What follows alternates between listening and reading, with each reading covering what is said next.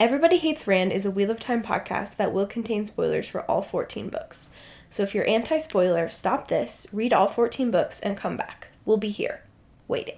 Our title is a joke and is meant to be taken as such. Everybody in this context refers to us and our cats. You are free to feel however you want about Rand. He's a fictional character. Please don't DM us. The world is a mess, Dark One stretching out his hand.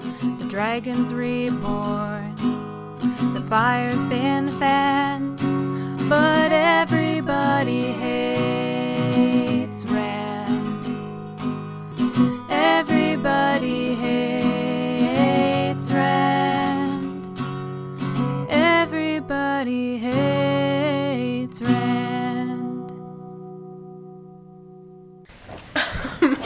Speaking of Sesame Street, I was driving downtown, and it's election season, right? Yeah, and there was by the way, Donald Trump just got convicted on 34 counts. So. Yeah. Happy election season. Happy election season, everybody.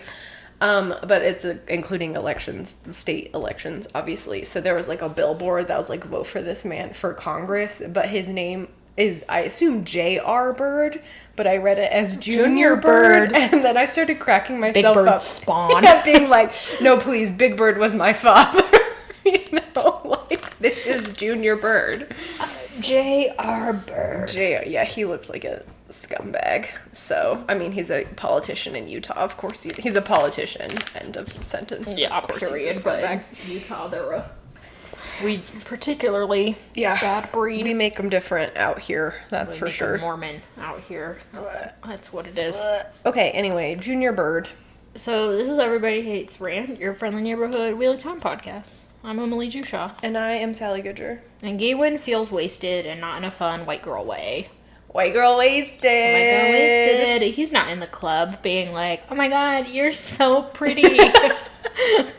I'm calling you by the wrong name. Yeah, like combining my two friends that we were just talking about.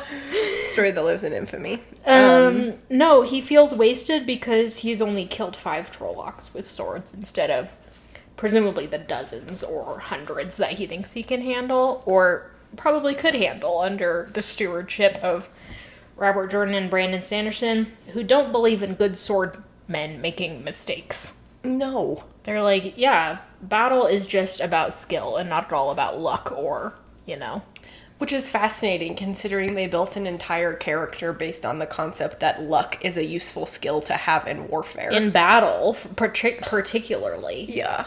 Yeah, it's crazy. Yeah, it's not like Lan is ever like, well, and I made an infinitesimal mistake because I'm human. Yeah. And everyone does that, and therefore, I'm dead. Yeah. Or I've had a limb lopped off. Or a gut wound, or whatever the fuck. Which is just what happens. Yeah. In a war. Even John Wick doesn't come out of his movies unscathed, you know? Yeah, and John Wick is like... John Wick's always fucked up. John Wick is always fucked. It's kind of And John Keanu Wick Reeves' is, hottest state, though, when he's kind of stumbling around. Yeah, you watch John Wick get progressively hotter throughout the movie. When you start this, he just becomes more and more upset and wounded. And you're like, what's wrong with me? But what's wrong with him? That's the question. I can fix it. I can fix it. Tenderly by putting band-aids on his wounds. On his beautiful because face. That's the only first date I'm capable of. Like, if he was like, sew up this bullet hole, babe, I'd be like, I'd be like, I'm like, no, can't you do that yourself? You guys, I was actually thinking about this the other day. We have gone through a sort of like, I think the genre in our household right now is Castaway on an Island. Like, we've watched Mike, our favorite YouTuber, did his Lost Season 2 recap, and we've been sort of unhealthily obsessed with the reality show Survivor. When we talked to you guys last week, we were telling you about how obsessed we were with Bridgerton. So, yes, this is a change that has transpired within the last 7 days. Yeah, we don't need to talk about it. I mean, I would happily talk about it at length. Everyone is mentally well in this house. We are doing great. So good. But I was thinking about this because occasionally I like to be like, what are the practical skills that I could bring to a survival situation? Sure. And I was cracking. I was like, you have to know how to sew, to like sew people up. But then I was like, the only stitches I know are embroidery incredibly stitches. elaborate little cross stitches. Yeah.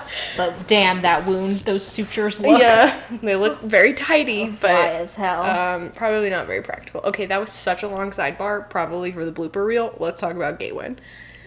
No, I'd rather talk about Survivor. It's really good, you guys. Our Hey, you guys might not have heard about the show called Survivor in the you last guys heard about Survivor? 3 years. It has 46 seasons, and you can just dive right in anywhere. That's true. Sorry, go ahead. Our next podcast. Is that what No, you're going to that's say? okay. Our next podcast is going to be a Survivor podcast. Yeah, I would love that. It'll be titled Everybody Hates Jonny Fairplay. And this time it'll be true, and no one will argue with us on Twitter, because how can you not hate that guy? He's such a sleaze bag. When we watched it with our friend Devin, Jonny Fairplay's first season, and Devin was like, the host hates this guy. And I was like, that's kind of funny for the host to have beef with somebody on the show. And then I was like, oh no, this is the most hateable man in the history of television. Yeah, I hadn't really had any strong feelings about Jeff, the host, one way or another, but after I came to hate Jonny Fairplay, and knowing that he also hated Jonny Fairplay, and seeing the suppressed rage in his eyes every time Jonny Fairplay answered one of his little interview questions, I was like, I actually do trust Jeff. Yeah, I think Jeff has a good read on people. I'm with him on this one. Yeah, I think Jeff should have gotten a gun to chase Jonny Fairplay around the island. Yeah, I'm saying next season of Survivor should just be only villains, and it should be the most dangerous game. Yeah, hunt them for sport. Yeah, Jeff just gets to hunt them for sport. Okay. That was a sneak peek of our sneak. I peek. say that every time I try to say Sneak preview. peek. Our sneak peek. Hey, could you get lost? Yeah, so Gawyn. I wish I could hunt Gawyn for sport. Yeah, he is like. I'm hoping to some extent it is like. At this point, you hope it has to be intentional on the part of the authors to craft this sort of elaborate masculinity god complex that he has. But I'm worried that it isn't. And that they're like, this is a genuine character problem that Gawyn is dealing... Like, a genuine problem this character is dealing with. Well, I was joking earlier and, like, comparing the sort of swordman skills, Gawyn and Lan particularly. But it is true that it's hard to interpret Gawyn as a caricature. Yeah. When When you have Lan in the next chapter being just sort of an earnest portrayal of doing the exact same thing. Yeah. So, yeah, you can't, like, that's not really something you can do, is be like, isn't it so toxic for this man to be so absolutely confident in himself and so sure that the world should revolve around him and, like, so proud of himself when he does the most minuscule things for the woman he is married to, blah, blah, blah, blah, blah. And then they go to Lan, and it's like, oh, but Lan is the coolest guy in the entire world. He's an LGBT ally. LGBT ally. Oh. All right. Happy Pride Month. Happy Pride Month. Oh, yeah. It'll be June when this comes out. Happy Pride Month! The second gay character in A Memory of Light has been mentioned. Happy Pride. Happy the gays Pride Month. stay winning. The gays stay winning. We had Amarin, who's currently half dead in a basement somewhere. And we have this guy. Baldhere. Baldhere? I'm sure. I don't know. I like to think it's Baldhere because it sounds like bald hair. Yeah. And it's like, oh, that's an oxymoron. Yeah. Just like... just like cool sword guy and gay guy. Cool sword guy and gay guy. A gay guy is by definition a cool sword guy. That's true. Swords are phallic, you dummies. Yeah, so really what's happening is that Gawyn and Lan are just the most gay characters in the Wheel of Time because they're so good at swords. I would say it would redeem them a little bit. And it would redeem them a little bit, but they would still be so annoying.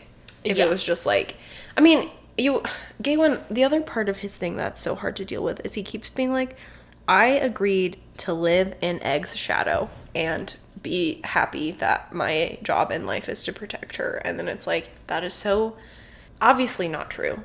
And it's so annoying that you keep pretending to yourself that this is the case. Yeah, he's like, I've come so far. He, like, hears Rand's name and doesn't go start foaming at the mouth. And he's like, wow, who needs therapy? I figured this out all on my own.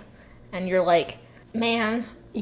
He's so insufferable. Man, I don't know what to tell you. Yeah, so even though he's like, it's totally fine that my job as Egg's warder is to stand by her horse and make sure no stray Trollocs kill her while she is blowing up the rest of the battlefield, for him to be like, it's so frustrating that I'm not the one blowing up the battlefield, you know? Yeah, he's like, I'm one of the best swordsmen in this army. And you're like, oh, okay. This isn't a sword fight. Yeah, this you is gone a magic through fight. some sort of sword brackets? Yeah. With all the other warders? Because every warder we've ever met has been like, this is the best sword guy on the planet. Yeah. They're all like that. I don't really believe you're that much better, Gawyn. Yeah.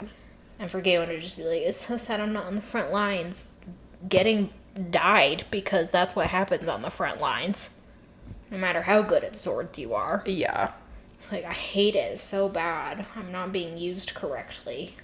Which, therefore, is implying that, like, the people in power, such as Egg and Gareth Bryn, are not using him appropriately. And, like, the ego on this man. I know. Unreal. To look at Gareth Bryn, your mentor, and one of the 5 great captains, to be like, you're doing this wrong by not using me, Gawyn Trakand, to personally end the last battle. Put me, Gawyn. He's just like, I can single-handedly kill an entire army, don't you know? And it's like, what the fuck are you talking about? So, I hate this man. The only other thing that really happens is that Gawyn sends Egg to bed and is playing with the rings that he refuses to tell Egg about. And Agelmar is like, where the fuck did you get those? Agelmar is like, hey, those are those murder rings that murder people who wear them, so maybe don't wear them. Yeah. Gawyn's like, I won't. And she's like, you shouldn't even have them. Does Egg know you have them? And he's like, yes. And she's like, okay. And Gawyn's just like outright being dishonest, and like he knows he is, and manipulative. We have him on this sort of weird, like, addict spiral where he is hiding his actions, blah, blah, blah. But he's never put any of these rings on. Yeah. What he's craving, if we're going to use that sort of metaphor, is just, I guess, some sort of power. Mm-hmm. And it's like, yeah, I guess that tracks. Gawyn just wants to be so good at everything all the time, and everyone to look at him and applaud him and say how good he is at everything all the time. So I guess if there was a magic ring that makes you even gooder at swords, then you'd be like, wow, I want that. I want that. But, dude, I don't know. I have nothing to bring anymore to Gawyn as a character. He's just awful. Awful. He's just awful. We've talked about so much over the past couple books how Gawyn is just like a character type that is in entirely the wrong story, and just this idea of being the best very much falls back into the sort of like Arthurian legend Greek hero type place that Gawyn wants to live in, and I'm just like sick of it. Like, you are not in that story, and I wish the authors weren't treating you like that, and I wish you weren't this way. I wish you would get killed. Yeah, we're also setting Gawyn up for a tragic arc. Yeah. Both by having these rings that clearly he's going to put on at some point. Yeah, like, okay, Gollum, you know. Chekhov's dark magic rings. Yeah. Blah, blah, blah, blah, blah. And tragedy is very much, you know, par for the course in both Arthurian legends and in Greek myths and tragedies. Obviously, it's in the title. And, you know, from the Aristotle definition, Gawyn is very much fitting. The tropes in that he is sort of, his tragic end is going to come through entirely preventable means because of his own flaws. Yeah. And it will have negative impacts on those around him. That's more or less the definition of tragedy. Yeah. Yeah. But what they don't tell you about tragedy is that if it's good, then you feel sad.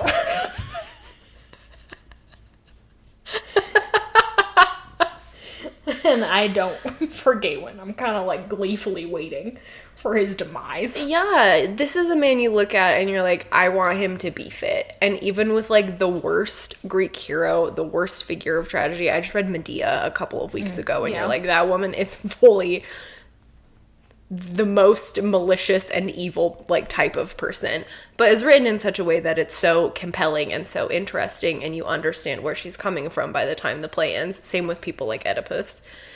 What? Oedipus? What am I saying? That just sounded wrong in my head. Oh, it is Oedipus. Oedipus.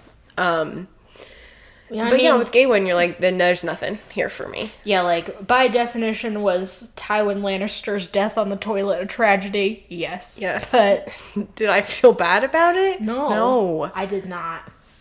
Do you feel bad when Oedipus stabs his own eyes out? Kind Yes, of, yeah. I kind of do. I'm kind of like, man, dog, that's fucked up. Damn, bruh, I'm Like, sorry at that the happened. at the very bare minimum, tragedy's gotta make you go, man, I'm sorry that happened. I did read all of that. I did read all that, and I kind of wish I didn't.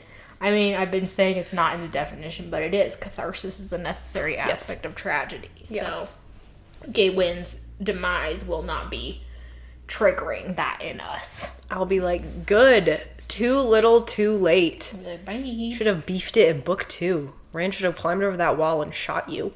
That woman's so funny. Rand falls on top of Gawyn, killing him instantly. Elaine still falls in love with him and has his children. We then switch to a Rand point of view. He appears has just been going around to the different battlefields in disguise. Right now he is illusioned himself to look like Grady, which is such slander on Grady's good name. What a scrub. If I was Grady, I would be like, absolutely not. You can't wear my face. Brayley's like, this is identity theft, and I will be prosecuting to the full extent of the law. Rand travels back to Marylor to acknowledge that Min exists. Yeah, we were complaining about that last episode, and Brandon Sanderson heard us and was like, oh yeah, man, Min needs to be in here. Yeah, but Min isn't doing anything substantially important, like finding out the secret of Kalendor. She's just here to offer Rand emotional support, and for him to be like, God, I'm so glad Min was here when I was depressed and temperamental and lashing out at everyone I loved, because I'd be dead otherwise. And you're like, have you bought flowers for Min recently to apologize for your behavior during those episodes? Because it was pretty bad. Anyway, Katsuan comes up and hauls away Rand for them to have a chat. It's just annoying. She's basically like, Moiraine's right, you need to go to Shale Goal soon. Except in the most annoying way possible, because it's Katsuan. She also is like, hey, what's going on with the Black Tower? Rand's like, well, I sent Perrin to help. She's like, well, obviously you can't go because it's a huge trap. And he's like, dithering. And she's like, well, psych. I know I just said that, but also they got out by themselves, so you don't have to go anymore. And Rand's like, what was the point of this exercise? I don't know how Katsuan has the news before Rand does. Like, the Dragon Reborn, it seems like Baldhere should have been on top of that. Anyway, Katsuan is like, they freed themselves, but they took a beating doing it. And Rand's just like, wow, I sure wish I'd done something about that. Too bad. Yeah, good on him, I guess. It is more wish fulfillment on the part of Andrel that he's able to just, this idea, freeing themselves, good job, workers' revolution, or whatever, but it's just kind of like, damn, nothing Andrel can't do, quite literally. So it did kind of peeve me that all Perrin really had to do was pull out the dream spike. It's not like Perrin showed up with an army of wolves or anything. Yeah, just like from a realistic standpoint, all we saw was like Andrel sort of escaping the basement, sort of taking care of the main threats in the basement. They're still in the Black Tower that I believe we have been led to believe is just swarming with guys who have been turned. Yeah. hey, excuse You're you? gonna bonk the mic with your bum. And it's also like, he sent Mazrim Tem and the others traveling away. Mazrim Tem can also travel. And Andrel and Logain and everyone else were, like, in bad shape afterwards. So the fact that Andrel won this battle does not in any way indicate that they should have won the war. Like, there should have still been A war. something going on at the Black Tower instead of just like, oh, and they're fine now. Yeah, it's one more instance in the really bad habit that Brandon is getting into in this book. We talked about it with Kalendor last time, but it's like, I know you have a lot to wrap up in what is, I guess, technically limited page space, but there's so much page space dedicated to people just talking that, like, I'm just really frustrated by the way focus is being on the things we are focusing on and the things we are choosing to believe just happen very quickly. Yeah, the Black Tower is free and everything's good and fine off screen, but on screen we get Lamb having an extended conversation with his horse. Yeah. And that's not to say I don't believe in the importance of having conversations with your horse. Yeah, being a horse girl, but like... But I didn't need to see that. Like, that 3 pages could have been used more efficiently. Yeah, and also at this late stage in the game, you are not going to convince me that Lan actually cares about his horse. I know, poor Mandarb really been through the fucking ringer. Lan's like, when all this is over, we'll settle down. It's just such an unhinged Yeah, thing to say me to your and horse. you, old friend, I'll have babies that can ride on your back. And you're like, what? I think the best thing you could do for that horse would be to set it free. Not have anyone ride on its back. Yeah, he's like, hey, Mandarb, children will ride on you one day. And Mandarb's like, do you know I don't enjoy people riding on me? My skeleton is made so bad. Yeah. Look at it. Yeah. It's agony. My skeleton is made so bad. Every step I take is agony. Poor horses. Lan's like, nostalgia about Nynaeve, and it's just like, you guys have the most Use that page silly space relationship. to have Min read a book about Kalendor. The important thing that happens is that gay icon, Baldhere, Yes, queen! comes up to talk to Lan and is like, hey, I think Agelmar is screwing up. Like, I think he's making mistakes that he shouldn't be making. And Lan's like, well, the guy's human. What are you gonna do? This is gonna be like a long war. If he makes no mistakes, then that would be insane. And that's true, and I wish they would apply that to sword fighting. Yeah. Or literally anything else. But Baldhere's just like, I'm just worried about it. And Lan's like, I'll talk to him, I'll go see if there's anything worth investigating. So he goes to, like, scope out the battle plans, blah, blah, blah. Agelmar comes in. Lan's like, how you doing, buddy? And Agelmar's like, ugh, you've been talking to that gay guy. Sorry, I almost said a slur like the poet.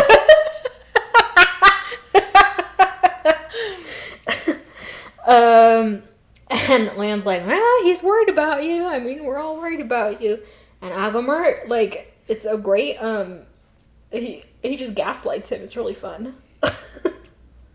He's like, hey, I'm good, I know my limits. Everything's fine. Don't worry about it. And Meanwhile, Lan's like, okay. Yeah, meanwhile, Agelmar he's got huge bags under his eyes. Agelmar's like drinking His fucking a 15th Monster iced energy coffee drink of the day, He's yeah. like, everything's fine. And Lan's like, okay, bestie, I trust you. And Agelmar's like, you should trust me. I'm trustworthy. And it's like, well, the fact that you said it that way makes me think you're not. Sounds a little. Yeah, the guy who's like, you can trust me. You're like, should I though? Yeah, what type of Jonny Fairplay behavior is this? Yeah. Real snake behavior. And what immediately comes after this whole Agelmar you can trust me scene is that we immediately go to Bashir confessing to Elaine that he has fucked up and done something bad. So now we're like, oh, there's some sort of pattern going on here with at least 2 of the generals. We don't really know anything about Bryn fucking up. By all reports, the battlefront in Kandor is going well. But Bashir's like, yeah, we have a problem, which is that the army that we've been, trying to get chasing us has split and circled around and now is in danger of reaching Kyrie and the city and taking the city that's full of civilians. Yeah. And Elaine's like, how the fuck is that even possible? Bashir's like, well, they don't sleep or stop to eat or care about terrain or anything like that, so Yeah. it's bad. Yeah. And Elaine's like, well, what are we gonna do? And Bashir's like, I'll figure something out. Yeah, their plan is to attack them while all the Trollocs are tired because they've been marched too hard. Like, we've got to get there, attack them, and then we'll just have to turn around and fight another army. Mm-hmm. But at least the one army will have been completely destroyed. Yeah. That's the plan. And Elaine's just like, let's do it. We have no other choice. Edwin, meanwhile, goes into the world of dreams. She overhears, for our benefit, the wise ones talking about the Terangriel and Ruidaean. We know that Bear went back to see if she would experience the same thing Avienda did. It appears she did, so now the wise ones are moving on to, like, how should we integrate this into our, usual sort of rituals, blah, blah, blah, blah, blah. Mm-hmm. So that's one question ticked off on the box that was not an Avienda exclusive experience. Yes. But Edwin is like, hey, guys. And they're like, hey, oh, will you check this out? They show her something that, like, has been reported on various battlefields, which is, like, these black cracks in the earth that I think so far Lan has been the only one who has, like, directly noticed for us. Perrin might have sort of tangentially in the world of dreams. But Lan noticed them earlier and we made a point of it, but now the wise ones are like, okay, we think this is correlated to the use of balefire, that these, like, little creepy, the world seems to be falling apart and there's just void between the pieces, which is scary. And Edwin's like, well, I mean, balefire's not an evil, magic isn't evil. Yes, which I understand her point, and we've talked about this in the past with Nynaeve. But when the magic is quite literally tearing the world apart, you have to wonder, much like, certain radioactive elements, if there are not more risks than benefits. Look, plutonium isn't evil. I think we can all agree. Yeah. It's not the plutonium's fault, but... But maybe we should contain it a little better. Yeah. Edwin's like, I mean, like, balefire can be used well, but I will put out the call that we should absolutely avoid using it, and no one really was anyway, so that's not going to do anything. The culprits here are the bad guys who are like, oh, sick. This magic power not only obliterates everything it touches, but also is making the world fall apart. I'm evil. Twirls mustaches, so that sounds great. Okay. But Edwin's just like, I don't know what I'm going to do. But she bids farewell to the wise ones. They're kind of like, this is it, because it sounds like the wise ones are getting ready to go into Sheol. Oh, in that Rand point of view, he mentioned that, like, when he goes into Sheol, he's going to have Cadsuan with sort of Avienda be spearheading the channeling forces that he's taking with him. And he mentions bringing Olivia. Yeah. Olivia, who men prophesied would, quote-unquote, help Rand die. Yeah. So keep that on the radar. But Edwin wakes up and Gawyn's like, hey, your appointment with the Dragon Reborn starts now. So Edwin rolls out of bed and goes to talk to Rand. The funniest part of this conversation is that Rand kind of sort of mentions that he has a half-sibling. Yeah. And Gawyn's like, you've got a sibling? Yeah. And Rand's like, yeah, it's the same sibling as your sibling. And Gawyn's like... does the white lady math meme, and he's like, Elaine? And Rand's like, no, Galad. Yeah, it's so funny when he's like, Galad is your brother, and Gawyn is like, the wheels are spinning, and Rand's line is so bitchy. What does he say? Not to tell you your own family history, but Elaine is not related to me. And you're like, all right, you popped up with that one line. Like, okay, Rand, that was cunty, but I do think you need to acknowledge that for a little while you were deathly afraid that you weren't related to Elaine. Yeah. You had to have the family history related to you. Elaine? Elaine? Yeah, Gawyn's like, you and Galad, I see it. You're both extremely obnoxious. Yeah, he's like, I absolutely hate both of you, so. And Rand's like, okay, whatever. Gawyn's like, have you talked to him about it? And Rand's like, no, and I'm not gonna. So. Yeah, he's like, I don't think Galad cares. He says something about Galad being a white cloak, parentheses, derogatory. It would probably not mean much to a white cloak. And it's like, okay, well, maybe give him the chance. You're on your farewell tour. Yeah. You might as well talk to Galad and be like, hey, remember we spoke once? We are actually half-brothers. And then maybe Galad would be like, sweet. Cool. My other half-siblings kind of hate me, so... Maybe we could really vibe. Maybe we could vibe, you know? Or he'd just be like, that's so awkward for you to tell me 5 minutes before you're leaving for your death, but okay. Yeah. I like, in all fairness, Cat Swan mentions how Rand is going on his farewell tour, giving people gifts and like saying goodbye or whatever. It is kind of nice, I guess, to not put the burden of knowing you have a half sibling on Galad and then immediately go off and beef like it. Kind of kind. Like poking his head in and being like, hey, I'm your brother, and then he goes and gets crucified. Yeah, you're like, what am I supposed to do with that? Have to live with that for the rest of my life. Yeah, like, closure. Who? Yeah. In this conversation, Rand is like, Edwin, can I see the seals? She hands them over. He is kind of like looking at them and he's like, Edwin, these are fake. What'd you do with the real ones? And she's like, these are the ones you gave me. They have been on my person.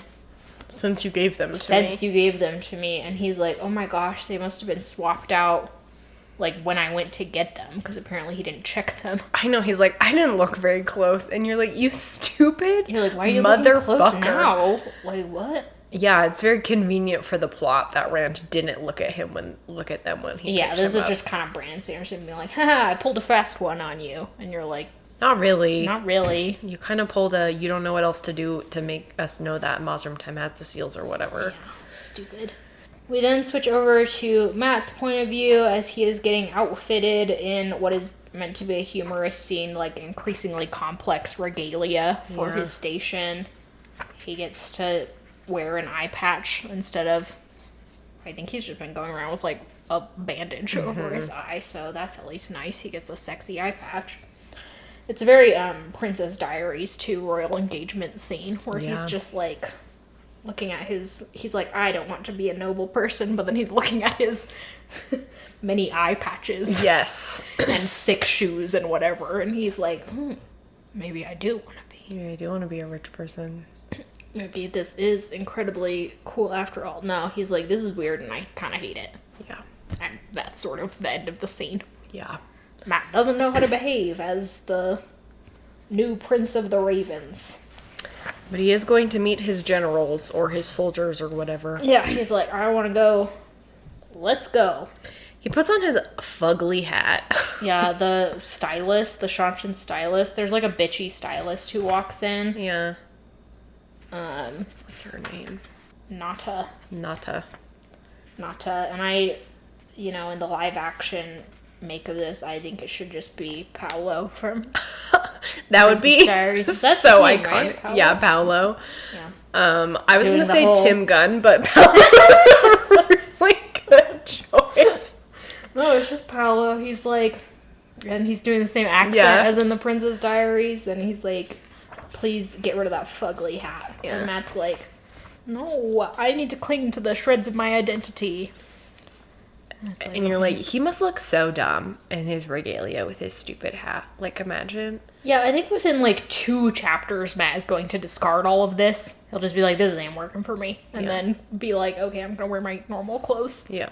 And so I have no idea why this scene even exists. Yeah, this is, this scene calls back to, The Great Hunt. We had a great episode with, Sarah McClintock talking about clothing in the Wheel of Time. And she pointed out how Moiraine takes Rand's farmer wardrobe and gives him no option but to wear rich boy wardrobe, and that remakes him as a person in the eyes of everyone who sees him. And this is a callback to that, of like the way that clothes make people perceive you differently and can make you a different person metaphorically.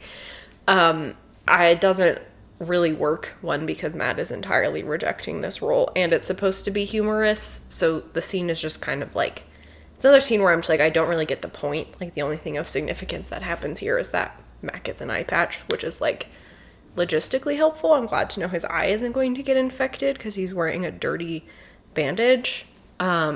But I don't know. I don't want to like keep beating the Matt arc over the head, but it's like, we know Matt's not going to step comfortably into the shoes of nobility. We don't really need to have this whole battle of the wills over what he wears while the last battle is really happening. I know it's very Shanshin to care about what you wear, but I was just kind of like, this is more kind of wasted page space, I guess, is what I think I'm trying to say. Yeah, I agree. I think two things are happening here. One is, I think it's another checkbox for Brandon Sanderson, and he often treats character arcs themselves as though they can be split into checkboxes. Of like, this thing has to happen to the character, and they have to have this train of thought, and that counts as character development.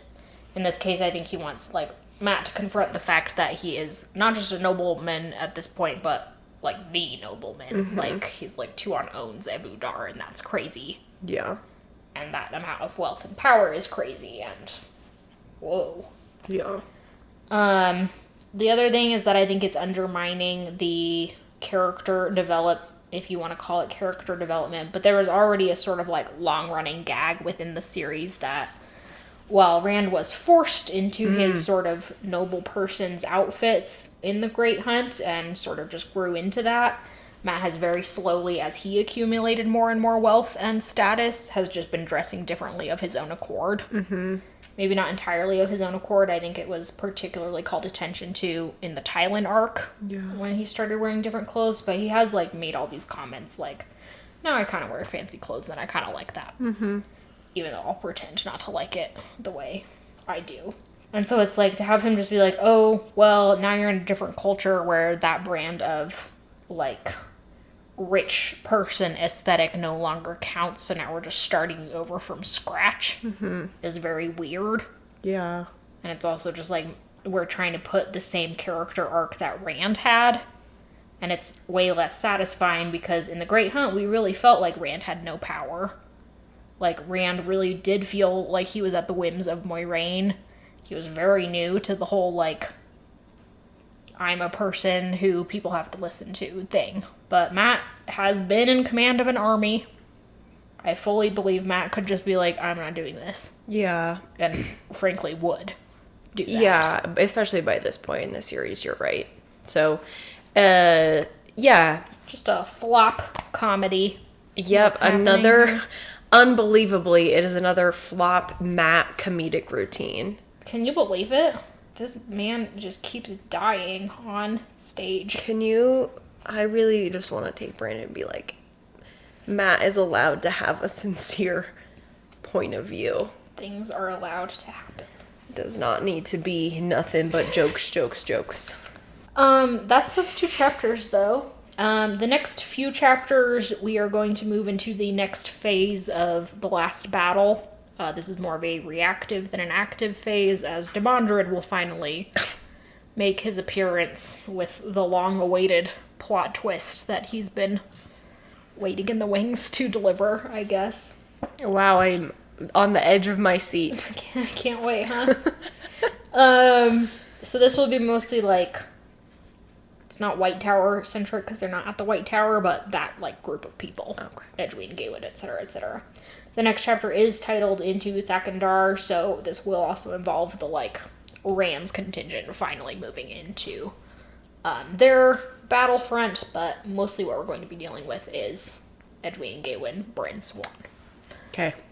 And Demandred, of course. Demandred, our favorite boy. Our bestie. So that's what's up next. Thanks everyone for listening. Thanks to Glenna McKenzie for our theme song. Thanks to our patrons on Patreon and our followers on social media. Yeah, thanks guys. Yep. Anything else to add? I don't believe so. Okie dokie. Do you have a sign off? I do. I saw my friend Sarah today. Sarah was one of my roommates in college, and we haven't seen each other in several years. She lives in a different state, but she's in town visiting.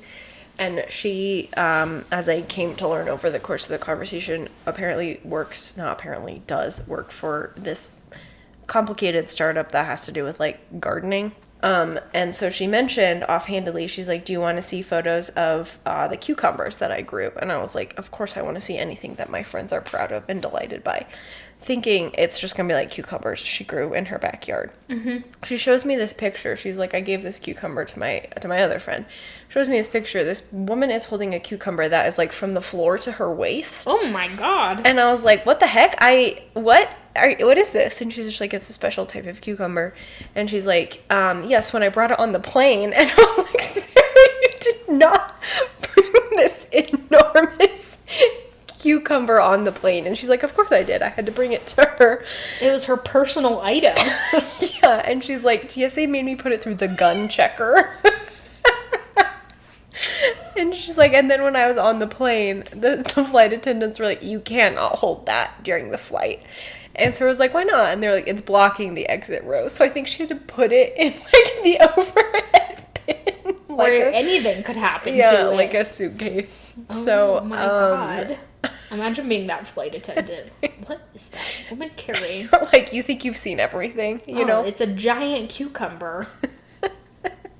Yeah, if I were TSA, I'd probably put it through the gun. I'd be like, why else would someone carry a giant cucumber except in a Bugs Bunny-ish sort of way to smuggle weaponry in here? Truly. God, I love that. So, I love that cucumber. Yeah, it's Frankenstein's monster of cucumbers. It's quite large. Okay, everyone, have a good week. Bye.